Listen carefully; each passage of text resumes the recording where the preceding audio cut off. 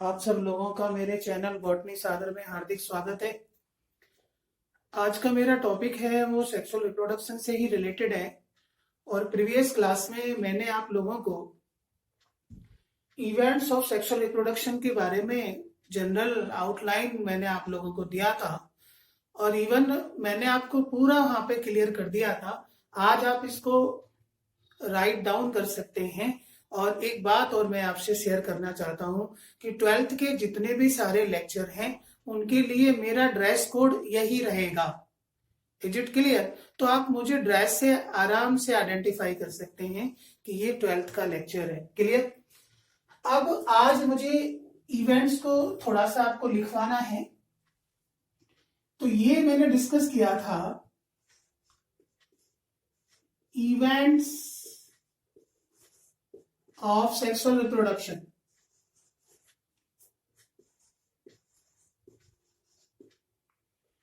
Three events मैंने आपको discuss किए हैं। तो फर्स्ट इवेंट मैं यहां पे ले लेता हूं, pre fertilisation. Pre fertilisation, as the name indicate, events that occur before fertilization is known as pre-fertilization events. And in this event, two process takes place. Two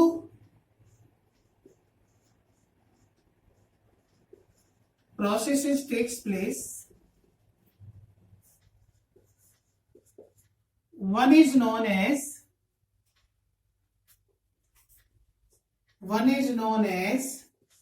gametogenesis and other is known as gamete transfer. gamete transfer, और इन दोनों events के बिना fertilisation possible ही नहीं है। तो first आप gametogenesis की बात कर लीजिए। गैमेटोजेनेसिस के बारे में हम बोलें तो the process of formation of gametes,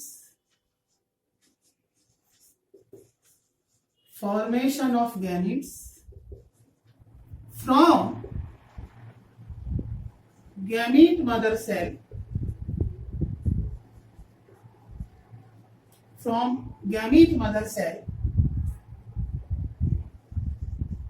जिसको मियोसाइट बोलेंगे। क्या बोलेंगे? मियोसाइट। और मियोसाइट का मीनिंग है कि cells that undergo meiosis is known as meiocyte, and these cells are diploid in nature, having two set of the chromosomes. Is it clear? Inside the gametangia, inside the gametangia is called gametogenesis. Clear? It is of two types. It is of two types. First one, that is called as spermatogenesis,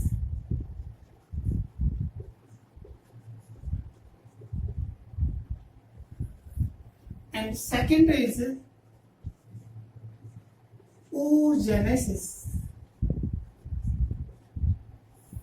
spermatogenesis में आप लिख सकते हैं कि the process of formation of sperm from sperm mother cell is known as spermatogenesis, and this takes place inside the male organism.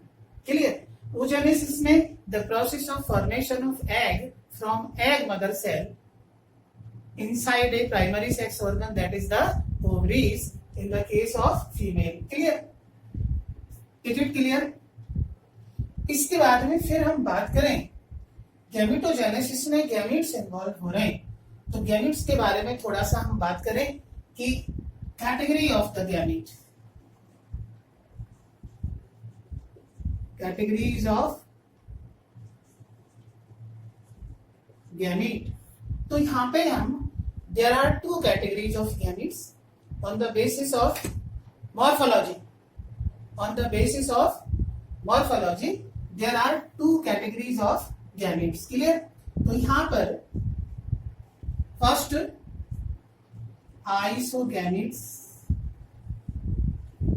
या simply हम इन्हें होमोगैमेट्स भी बोल सकते हैं। होमोगैमेट्स means when fusing gametes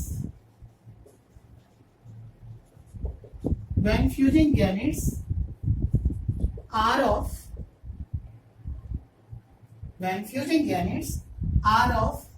similar in morphology,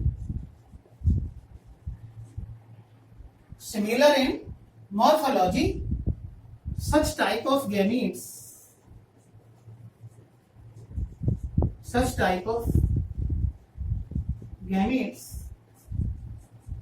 called homogametes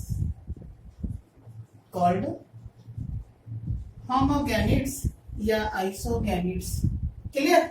तो आप लोगों को ये आप देखना होगा कि कुछ लोअर ऑर्गेनिज्म के अंदर, कुछ एल्गी के अंदर एंड कुछ फंजाई के अंदर क्या होता है कि जो दोनों गैमेट्स हैं उनको हम डिफरेंशिएट नहीं कर सकते हैं मेल और फीमेल गैमेट में, क्लियर। मींस यहाँ पर जो दोनों गैमेट्स हैं वो बिल्कुल सिमिलर होते हैं अपने एक्सटर्नल अपीयरेंस में, मॉर्फोलॉजी में बिल्कुल सिमिलर होते हैं, कुछ एल्गियों के केस में और कुछ फंजाइयों के केस में ऐसा देखने को मिलता है। मींस इस टाइप की गैमेट्स उन ऑर्गेनिज्म में मिलते हैं जो सेक्सुअल डाइमॉर्फिज्म शो नहीं करते, क्लियर। और एग्जांपल इसके आप ले सकते हैं कि this type of gametes seen in some algae and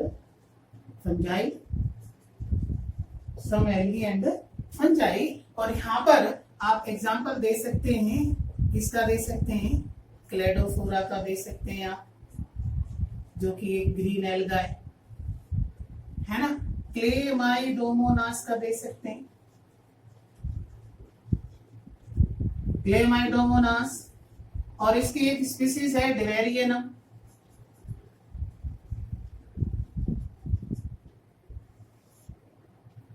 clear.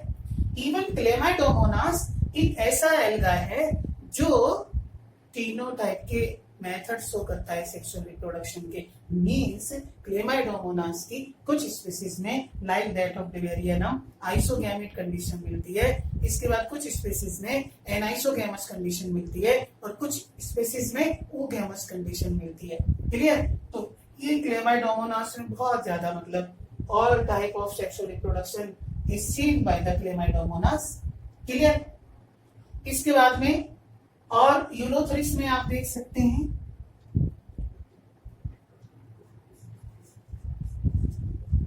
तो ये फंजाई की मैं बात करूं, फंजाई में आप एग्जांपल ले सकते हैं, किसका ले सकते हैं, सिनकाइट्रियम का ले सकते हैं, सिनकाइट्रियम एंड राइजोपस, इस तरीके से आप देख सकते हैं, क्लियर। इसके अपोजिट में यदि मैं हेट्रोगैमेट्स की बात करूं तो सेकंड टाइप इसमें आप देख सकते हैं हेट्रोगैमेट्स। हेट्रोगैमेट्स में when fusing gametes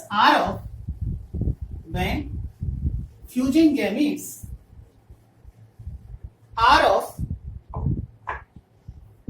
dissimilar in morphology, second part आप ले सकते हैं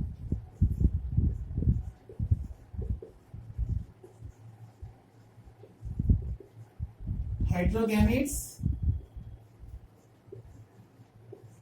when fusing gametes are of distinct in morphology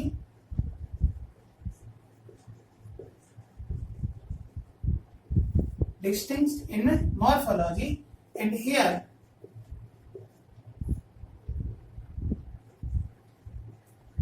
gametes are differentiated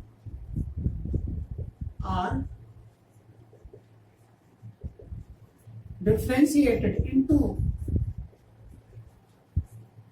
male and female gamete. Means इस टाइप के गैमीट्स जो बनाते हैं उन ऑर्गेनिज्म में सेक्सुअल डाइमॉर्फिज्म प्रेजेंट होता है। Means here sexual dimorphism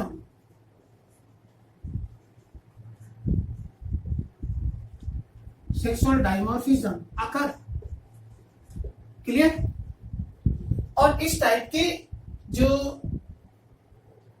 organism हैं, मेजॉरिटी में ऑर्गेनिज्म हेटेरोगैमीट्स होते हैं। यहां मैं बात करता हूं एग्जाम्पल में, यदि एल्गी में बात करूं मैं, तो वॉलबॉक्स के अंदर, फ्यूकस के अंदर, कारा के अंदर, और भी बहुत अदर एग्जाम्पल हैं। फिर मैं बात करूं हेटेरोगैमीट्स की, तो मेजॉरिटी ऑफ द ऑर्गेनिज्म में। क्लियर?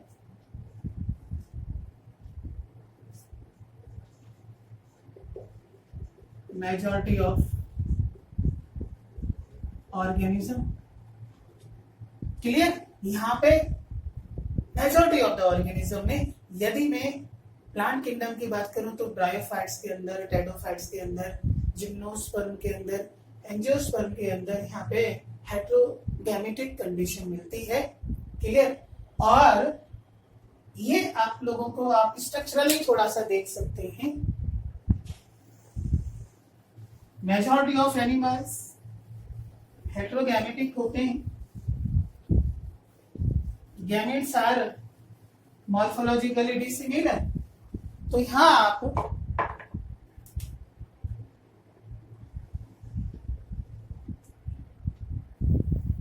इस तरीके से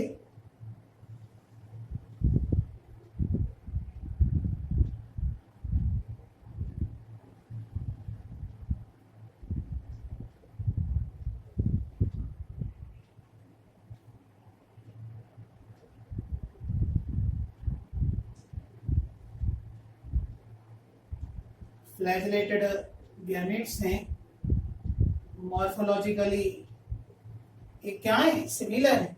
तो इस तरीके के गैमेट्स को हम आइसोगैमेट्स बोलते हैं। क्लियर? तो ये क्या है? आइसोगैमेट्स ऑफ क्लेडोफोरा। क्लियर? इसके बाद आप देख सकते हैं हेटेरोगैमेट्स फ्यूकस के केस में और ह्यूमन के केस में। फ्यूकस में हम बात करें तो this one is the egg,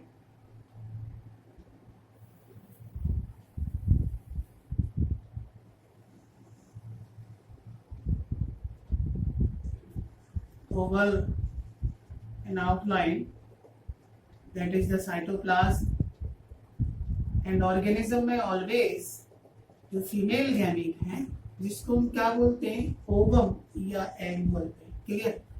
ठीक है। अब मैं यहाँ पे बना रहा हूं कि हेटेरोगैमीट्स ऑफ फ्यूकस, और दूसरा इसका मेल गैमीट है, और मेल गैमीट ऑलवेज स्मॉल होते हैं और मोटाइल होते हैं क्योंकि इनके अंदर लोकोमोटरी ऑर्गन प्रेजेंट होते हैं। क्लियर? इस तरीके से इनमें हेटेरोगॉन फ्लैजेलेशन मिलती है। तो यहां मेल गैमीट को हम क्या बोलते हैं? एंथेरोजोइड्स या स्पर्म हम बोलते हैं। तो ये मेल गैमीट हो गया और ये फीमेल गैमीट हो गया, और दोनों ये क्या है? तो हम कह सकते हैं structure of heterogametes of fucus. Clear? जो कि एक ब्राउन एल्गा है। क्लियर? तो यहां पर जो फ्लैजिलेशन है दो टाइप की है, एक विप्लास टाइप का है, छोटा वाला फ्लैजिलम, और लॉन्ग फ्लैजिलम ये कैसा है, टिंसल टाइप का है। क्लियर? तो ये हेटेरोकॉन फ्लैजिलेशन है। तो यहाँ हम हेटेरोगैमेट्स देख सकते हैं फ्यूकस के केस में। क्लियर? इसके बाद में ह्यूमन की बात करें, ह्यूमन में आप जानते हैं कि जो एग है वो भी राउंडेड होता है and it contain a nucleus.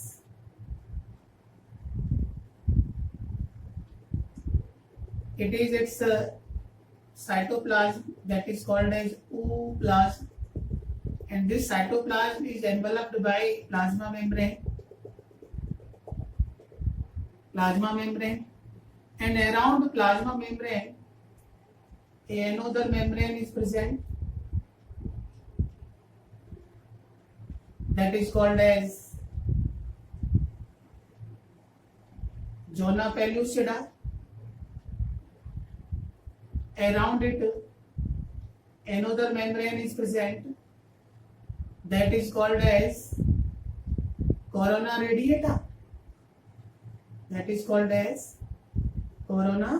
radiata, तो ये सबसे आउटर लेयर है। तो ये एग आप देख सकते हैं ह्यूमन के अंदर। क्लियर? ये इसका क्या है, न्यूक्लियस, ये इसका साइटोप्लाज्म जिसको प्लाज्म बोलते हैं, ये न्यूक्लियस है जिसको हम क्या बोलते हैं, जर्मिनल वेसिकल बोलते हैं, और it is covered by plasma membrane, zona pellucida and outermost cellular covering that is called as corona radiata. ये आप ह्यूमन एग के अंदर देख सकते हैं। स्पर्म की बात करें तो स्पर्म भी ह्यूमन के केस में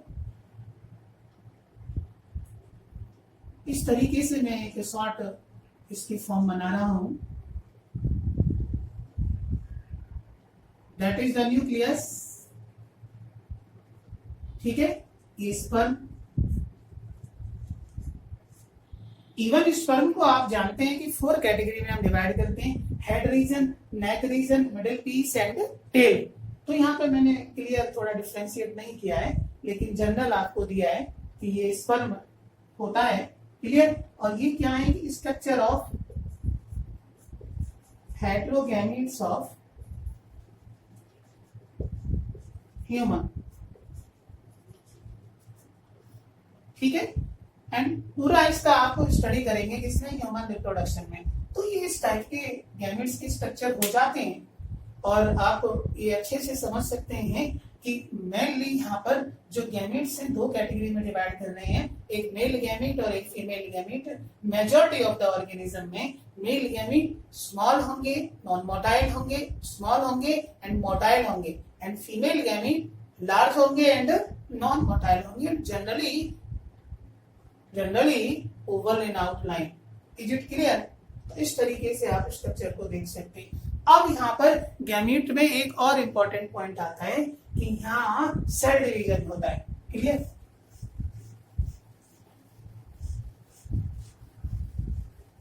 तो cell division takes place in gametes, माने ड्यूरिंग गैमेट्स फॉर्मेशन या before the gamete formation cell division involved.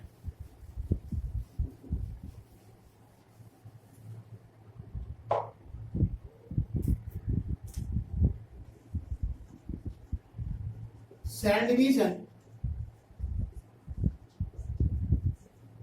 takes place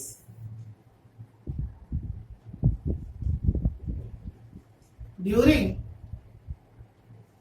or before gamete formation.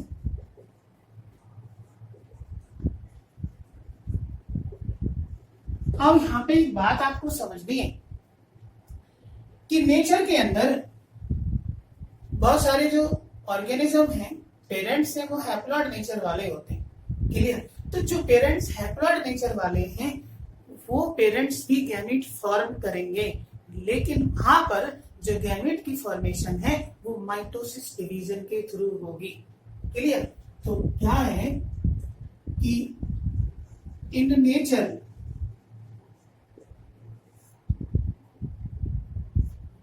एक हैप्लॉइड पेरेंट्स होंगे, ठीक है। हैप्लॉइड पेरेंट्स में हम बात कर सकते हैं जैसे कि मोनोरेंस,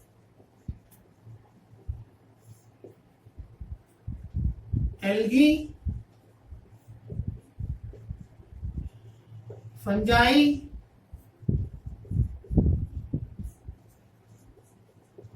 some protestan,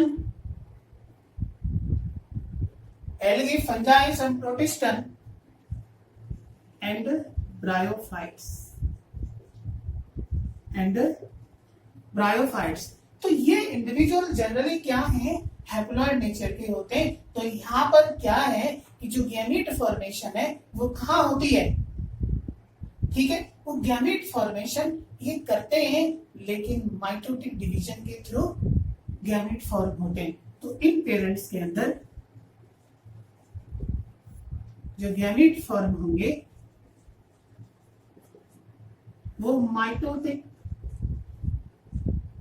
माइटोटिक डिवीजन के थ्रू होंगे, माइटोसिस डिवीजन के थ्रू होंगे, इक्वेशनल डिवीजन के थ्रू होंगे, क्योंकि यहाँ पे जो पेरेंट्स क्या है सभी हैप्लॉइड है और गैमेट भी ऑलवेज क्या है, हैप्लॉइड नेचर वाले होते हैं। मेरी बात आप समझ रहे हैं।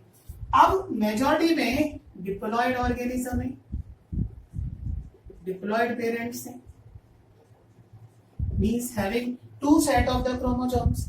अब यहाँ पे मैं बात करूं डिप्लॉइड पेरेंट्स में, तो एग्जांपल आप देख सकते हैं डिप्लॉइड पेरेंट्स के कि सभी tracheophytes means plant that have vascular tissues that is xylem and phloem, means pteridophytes में, टेरिडोफाइट्स की जो बॉडी है वो क्या है, डिप्लॉइड होगी। Gymnosperm and angiosperm, clear. और इन तीनों को कलेक्टिवली क्या बोलते हैं हम, ट्रैकियोफाइट्स बोलते हैं। क्या बोलते हैं, ट्रैकियोफाइट्स means plant group having vascular tissues. Is it clear? इसके बाद में most of the animals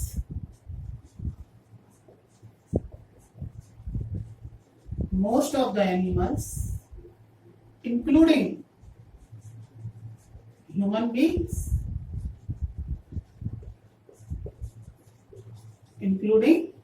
beings, तो यहाँ ये सभी पेरेंट्स क्या है, डिप्लॉयड होंगे। तो इन पेरेंट्स में मियोसिस होगा, क्लियर। और ये जो पेरेंट्स हैं, ये पेरेंट्स डिप्लॉयड होंगे and perform meiosis division and perform what, meiosis division, that is reductional division, and form haploid gametes and cells that undergo meiosis. तो पेरेंट्स के अंदर क्या है कि जो जर्म सेल्स होंगे they act as a myocyte, clear, and undergo meiosis, and such type of cells is known as myocyte, means cells that undergo meiosis is known as myocyte, clear।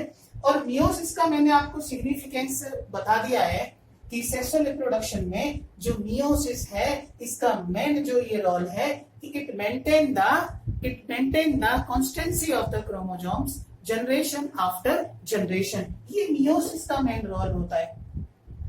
मेरी बात आप समझ रहे हैं। अब एनसीईआरटी के अंदर, ठीक है, एनसीईआरटी के अंदर और मियोसिस में यहाँ पे कुछ ऑर्गेनिज्म, स्पेसिफिक ऑर्गेनिज्म गिवन है, उनका नंबर ऑफ क्रोमोसोम्स गिवन है कि मियोसाइट में पूछा है और गैमेट्स में पूछा है, तो वो टेबल भी आप देख सकते हैं, क्लियर। यहाँ पे मैं मियोसिस को अकरेंस के बेस पर 3 कैटेगरी में मैं डिवाइड कर सकता हूँ, ठीक है। मियोसिस में एक जाइगोटिक मियोसिस,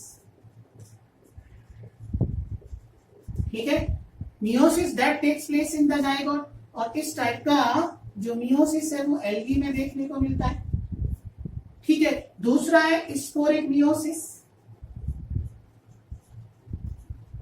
और इस टाइप का जो मियोसिस है वो स्पोर्स में देखने को मिलता है। Means most of the plants,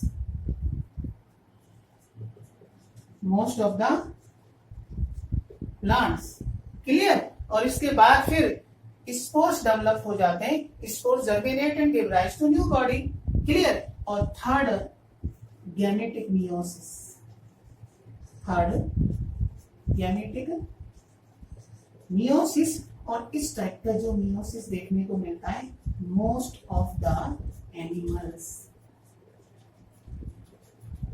ठीक है। Meiosis that takes place during और before gamete formation that is called as gametic meiosis.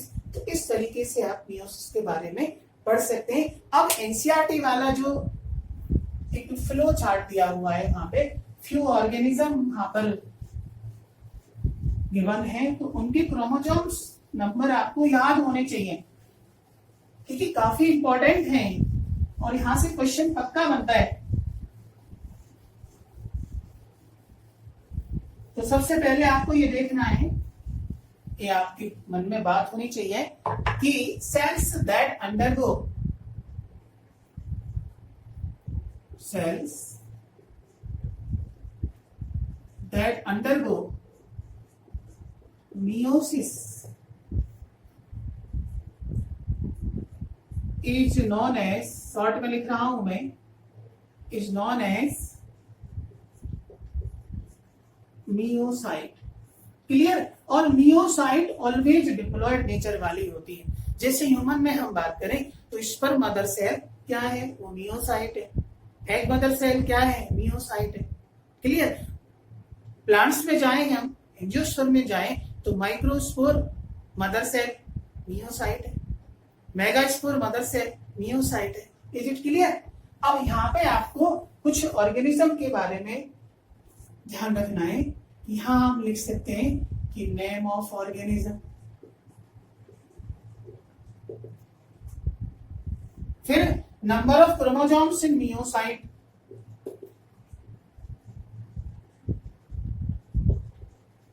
number of chromosomes in meiocyte means diploid set of the chromosomes यहाँ पे प्रेजेंट रहेगा, है ना। And number of chromosome in gamete, और gamete आप जानते हैं हैप्लॉइड होंगे। तो यहाँ पे आप कुछ एग्जांपल आप लिख सकते हैं और आपको ये सारा लर्न रहना चाहिए, क्लियर। यहां से मैं बात करूं, जैसे नंबर 1 आप फ्रूट फ्लाई की बात करें, फ्रूट फ्लाई, फ्रूट फ्लाई को क्या बोलते हैं, ड्रोसोफिला मेलेनोगैस्टर, ड्रोसोफिला मेलेनोगैस्टर, ये साइंटिफिक नेम है इसका।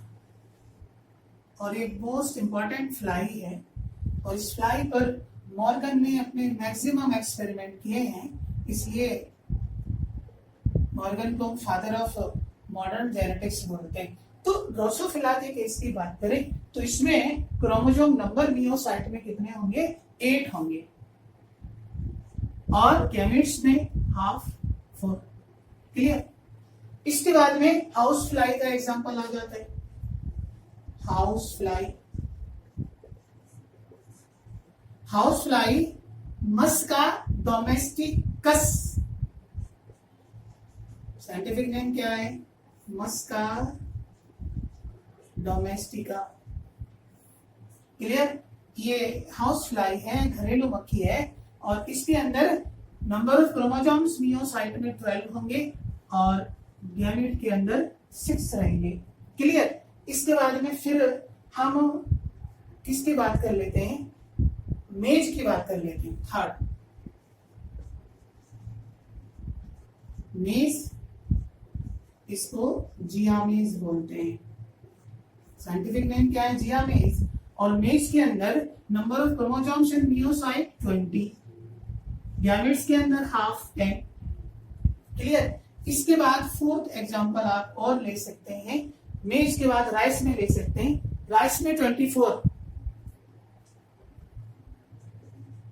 राइस साइंटिफिक नेम है Oryza sativa, Oryza sativa. Chromosome number in meiocyte 24 और गैमेट्स के अंदर 12। इसके बाद आप ऑनियन में ले सकते हैं,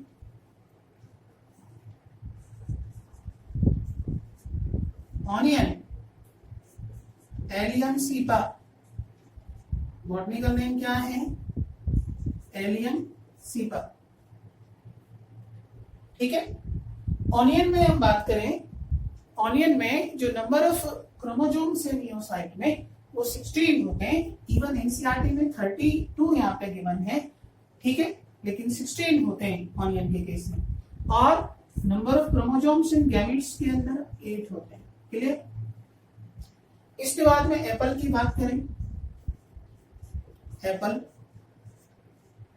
पायरस नेलस इसको बोलते हैं, और एप्पल के अंदर जो क्रोमोसोम्स का नंबर है नियोसाइट में वो 34 होगा, और गैमेट्स में क्या होगा, 17, हाफ में हो जाएंगे गैमेट्स के अंदर। ठीक है, एप्पल के बाद फिर हम नेक्स्ट बात करें और एनिमल्स की, तो कैट के केस में देख सकते हैं, कैट, कैट साइंटिफिक नेम क्या है इसका, फेलिस, फेलिस डोमेस्टिका। और इसमें number of chromosomes in the meiocyte 38 और गैमेट्स के अंदर 19। क्लियर।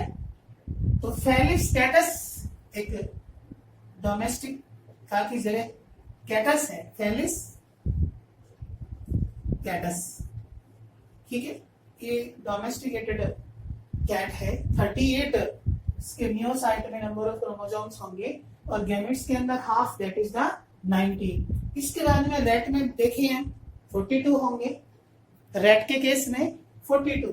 तो नेक्स्ट एग्जांपल आप देख सकते हैं, रैट,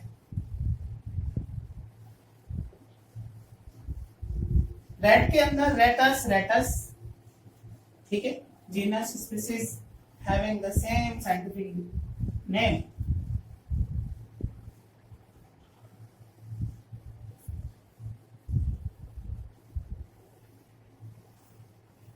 रैट के केस में देख सकते हैं आप,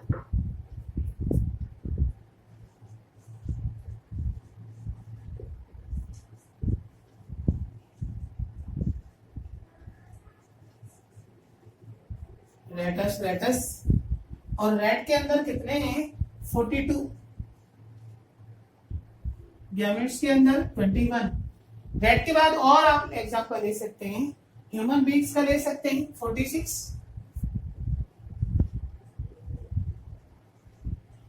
ह्यूमन होमोसेपियंस बोलते हैं 46 एंड 23। ह्यूमन के बाद फिर आप देख सकते हैं पोटैटो के अंदर 48, पोटैटो,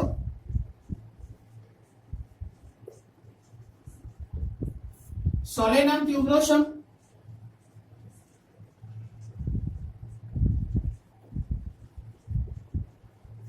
सोलेनम ट्यूबरोसम में number of chromosomes in the meiocyte 48, gametes में 24। इसके बाद पोटैटो के बाद आप देख सकते हैं डॉग के अंदर कैनिस लूपस 78, डॉग के केस में Canis lupus, scientific name Canis lupus 78, और गैमेट्स के अंदर 39। क्लियर। अब पोटैटो, डॉग, बटरफ्लाई में देख सकते हैं आप,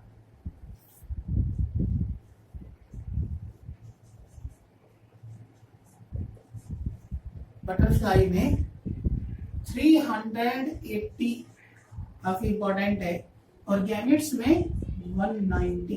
क्लियर। बटरफ्लाई के बाद देख सकते हैं आप ओफियोग्लोसम में, इसमें देख सकते हैं आप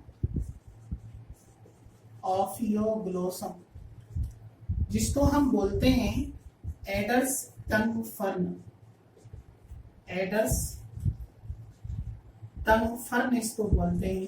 टेरिडोफाइट्स है और प्लांट किंगडम में इसके अंदर highest number of chromosomes present होते हैं, दैट इज 1260 1260 और गैमेट्स के अंदर 630।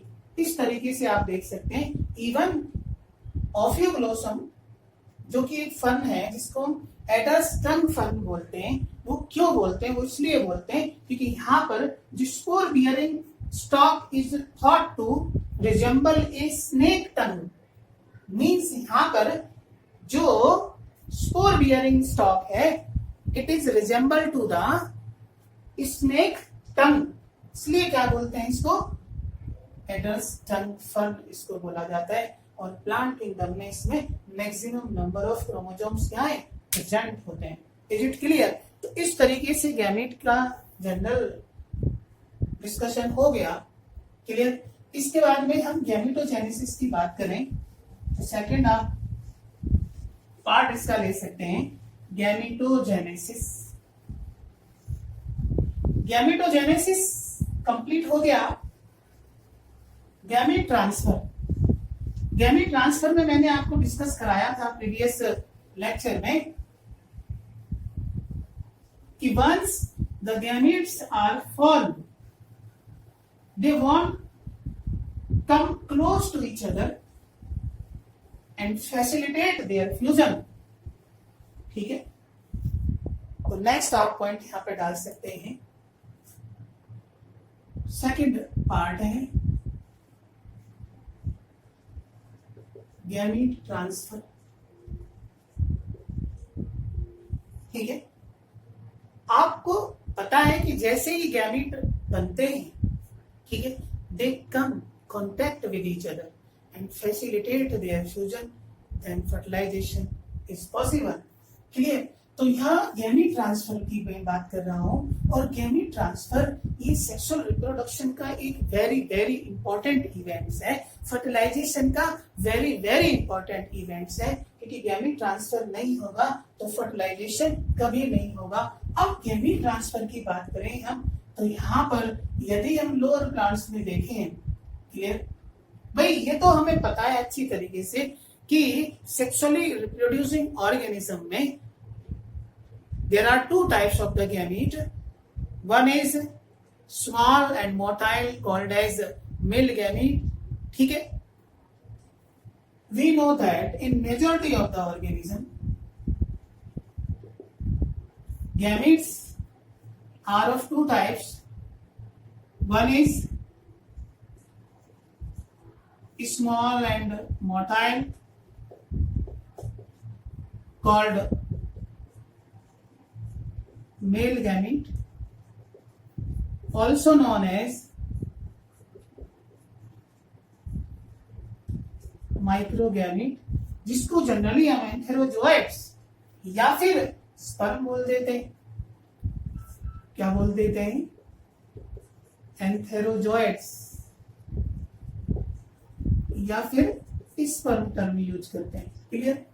इसके बाद में other gamete is large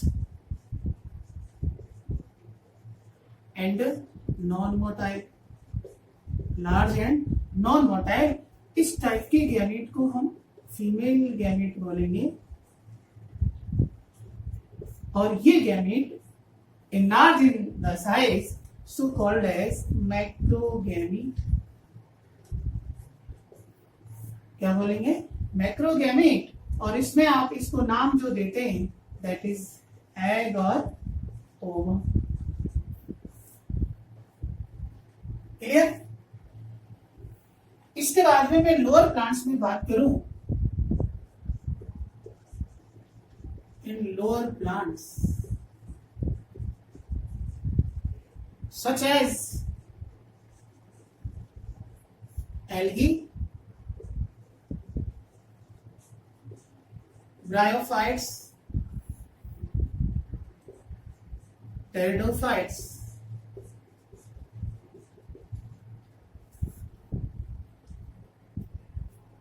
gamete transfer takes place. Gamete transfer takes place with the help of water. Means where water acts as a medium that facilitate the transfer of male gametes, and finally this gamete reach to the female gamete and fertilized it. Is it clear? क्योंकि आपको पता है कि algae के case में, bryophytes के case में, टेटोफाइट्स के केस में जनरली जो मेल गैमेट्स हैं स्मॉल होते हैं, फ्लैजेलेटेड होंगे, and they swim easily with the help of water and finally they reach to the female gamete and fertilize it. तो यहाँ लोअर प्लांट्स में वाटर एक मीडियम की तरह बिहेव करता है. Is it clear? ठीक है. और यहाँ पर नंबर ऑफ गैमेट्स काफी ज्यादा रिलीज होते हैं, है ना, क्योंकि finally they facilitate their fusion. Clear? And maintain the generation. Higher plants में बात करूं मैं, in higher plants like gymnosperm and angiosperm.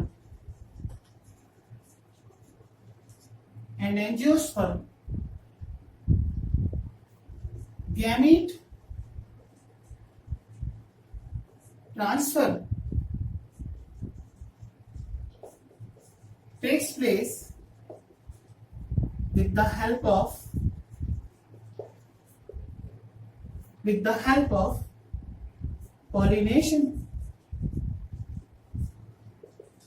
ठीक है, क्योंकि इन हायर प्लांट्स के अंदर जो मेल गैमेट्स हैं वो नॉन मोटाइल होते हैं, क्योंकि नॉन फ्लैजेलेटेड होते हैं. So they required a agency to reach the female gamete.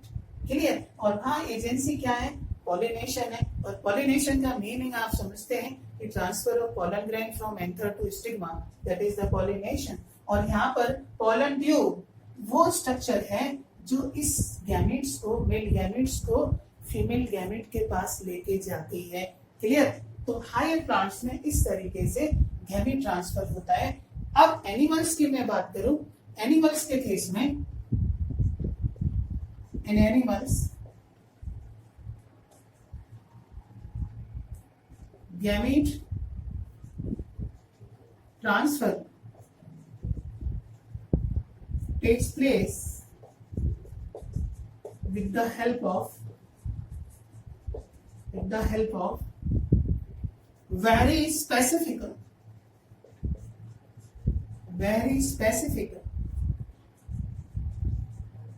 intromittent structure that is called as penis. ठीक है? And finally it releases sperms into female genital tract and fertilization takes place.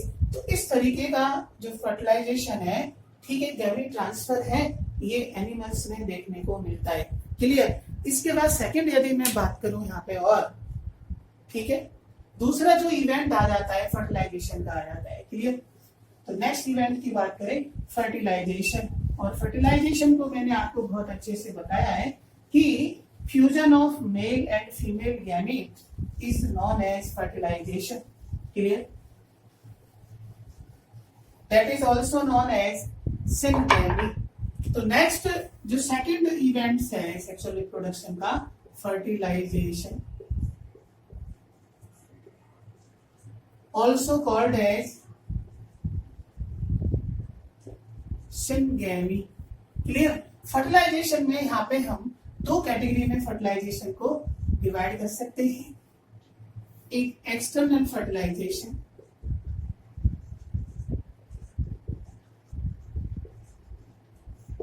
और एक internal fertilisation.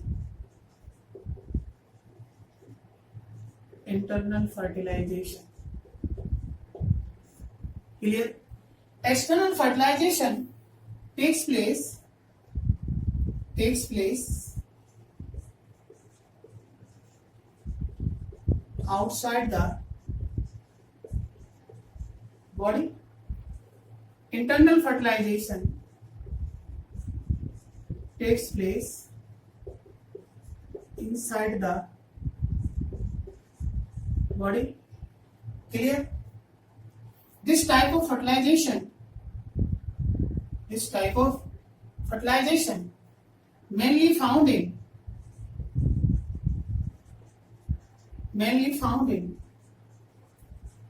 aquatic organism. This type of fertilization mainly found in terrestrial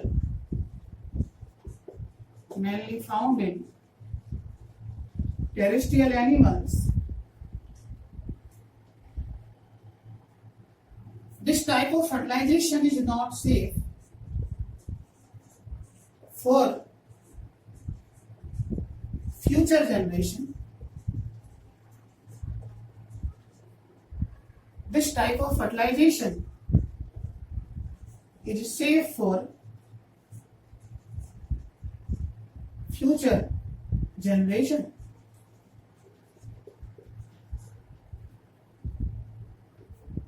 Clear? In this type of fertilization, lot of gametes are released. In this type of fertilization, few of gametes are released, especially number of male gametes, ठीक है, more than the female gametes. Clear? तो यहाँ पे gamete की wastage ज्यादा होती है, यहाँ गैमेट्स की वेस्टेज कम होती है. इवन मेल गैमेट्स तो ज्यादा नंबर में ही यहाँ पे भी रिलीज होते हैं, क्योंकि बड़ा लॉन्ग पाथ होता है, एक लॉन्ग ट्रैक उनको ट्रेवल्ड करना होता है, and finally they reach to the female gamete. Clear? और इस टाइप का जो फर्टिलाइजेशन है, ये commonly seen in the case of aquatic organism, algae के केस में, ठीक है, एक्वेटिक फंजाई है उनके केस में, ठीक है. इसके बाद फिशिस के अंदर, पाइसिस के अंदर,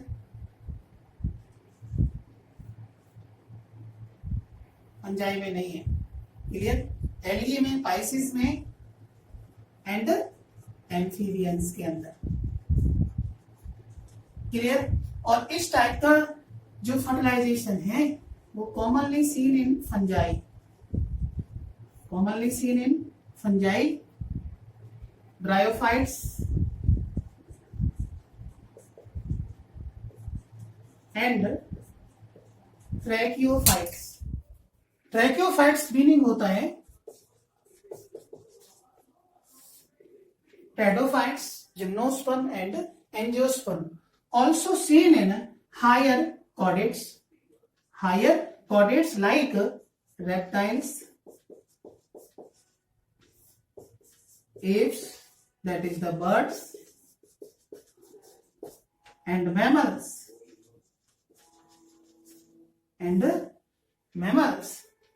क्लियर? इस तरीके का ये फर्टिलाइजेशन हो जाता है. और यहाँ नेक्स्ट हम बात करें तो फर्टिलाइजेशन के बाद में जो थर्ड जो स्टेप आता है, that is called as post fertilization events.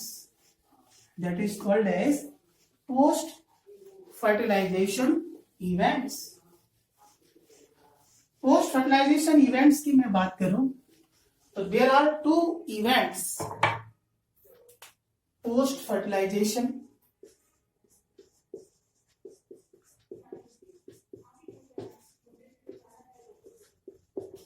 Post-fertilization events that takes place after the fertilization. और इसमें मैं आपको 2 टाइप के इवेंट्स डिस्कस कराऊंगा. One is known as zygote and other is known as embryogenesis. Clear? इन दोनों को मैं आगे आपको डिस्कस कराऊंगा और आप अच्छे से पढ़ते रहें. All the best. See you again.